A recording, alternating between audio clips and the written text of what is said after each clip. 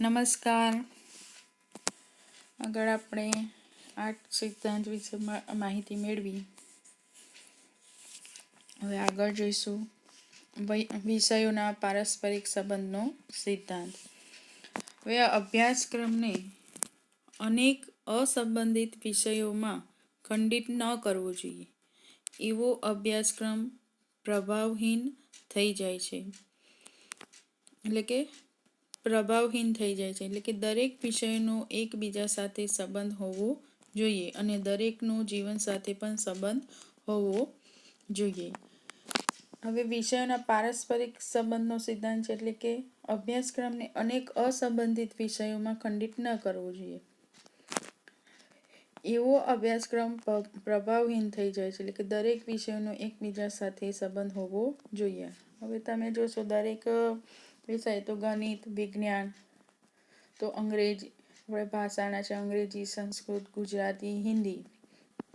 હવે દરેકની ભાષા લેંગ્વેજ કઈ છે? અલગ છે. ભલે આપણે ગ્રામર હિન્દીમાં, ગુજરાતીમાં, સંસ્કૃતમાં સરખું સંજ્ઞા છે, સર્વનામ છે, અલંકાર છે, તો વિરુદ્ધાર્થી છે, તો એના વિશે આપણે માહિતી મેળવીએ છીએ. પણ તમે અંગ્રેજીમાં એનું રૂપાંતર અલગ થશે, એમાં આપણે ટેન્સ શીખીએ છીએ. તો એ રીતે દરેક વિષય પ્રમાણે એનું અલગ અલગ નિર્માણ થશે, એટલે સંબંધ જળવાશે નહીં. એટલે કે દરેકનો જીવન સાથે પણ સંબંધ હોવો જોઈએ. હવે જીવન સાથે તો તમે જે સંસ્કૃતિને અનુસરી રહ્યા છો, ગુજરાતીને, તો ગુજરાતી બોલશો, હિન્દી ભાષી હિન્દી, સંસ્કૃત ભાષી સંસ્કૃત, ઇંગ્લિશ.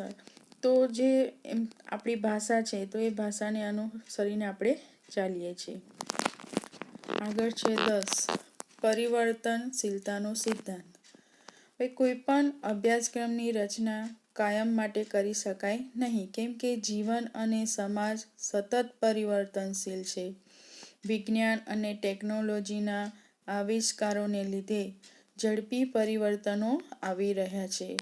આ ઉપરાંત વિશ્વની વિવિધ સંસ્કૃતિઓનું આદાન પ્રદાન થઈ રહ્યું છે.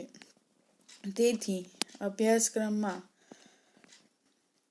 લવચીકતા હોવી જોઈએ કે પરિવર્તનશીલતા શિક્ષણમાં નાવીન્ય લાવે છે. માટે પરિવર્તનશીલતાના સિદ્ધાંતને નજર સમક્ષ રાખી અભ્યાસક્રમની રચના કરવી જોઈએ. પરિવર્તનશીલતાનો સિદ્ધાંત એટલે કે અભ્યાસક્રમની રચના કાયમ માટે કરી શકાય નહીં. જેમ જેમ સમય મર્યાદા નવું પરિવર્તન આવે એમ આપણે અભ્યાસક્રમમાં નવા પરિવર્તનો લાવવા જોઈએ.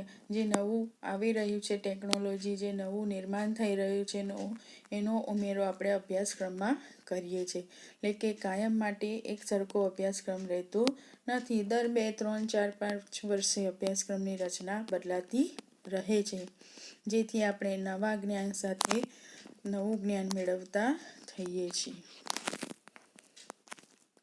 ટૂંકમાં કહી શકીએ કે અભ્યાસક્રમ રચના દરેક વિદ્યાર્થીની જરૂરિયાતો, રસ, રુચિઓ, યોગ્યતાઓ, વિશેષતાઓ અને ભિન્નતાઓને ધ્યાનમાં રાખીને કરવી જોઈએ.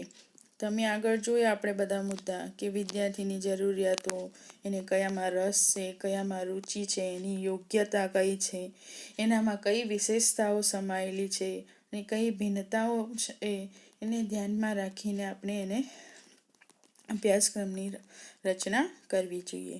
એટલે કે અભ્યાસક્રમ બધા વિદ્યાર્થીઓનો સર્વાંગી વિકાસ કરી શકે તેવો હોવો જોઈએ. એટલે કે બધા અભ્યાસક્રમની રચના કેવી હોવી જોઈએ કે દરેક વિદ્યાર્થી એમાં એને રસ લેતો, એટલે કે એને શીખતો થાય અને દરેકને ઉપયોગી થઈ શકે. કોઈ લેખન સ્પર્ધામાં, કોઈ વાંચનમાં, ગીત ગાવામાં, ચિત્ર સ્પર્ધામાં, જેથી આપણે તમે જોશો સ્કૂલમાં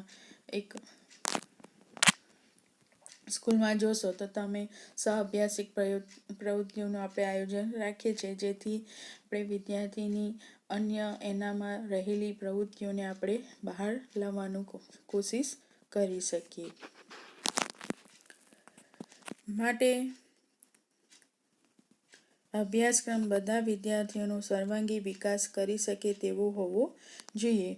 માટે તે જરૂરી છે કે શાળાનું સંપૂર્ણ જીવન અભ્યાસક્રમ અને મતલબ કે વિદ્યાર્થીઓના જીવનના દરેક પાસાઓ સાથે સંબંધ રાખી શકે અને તેના સંતુલિત વ્યક્તિત્વના વિકાસમાં સહાયતા આપી શકે તેવો અભ્યાસક્રમ આપણે હોવો જોઈએ કે શાળા દ્વારા તેનું સંપૂર્ણ જીવન અભ્યાસક્રમને આધારે એના વિદ્યાર્થીના જીવનમાં દરેક પાસાઓ સાથે જોડાયેલું હોય.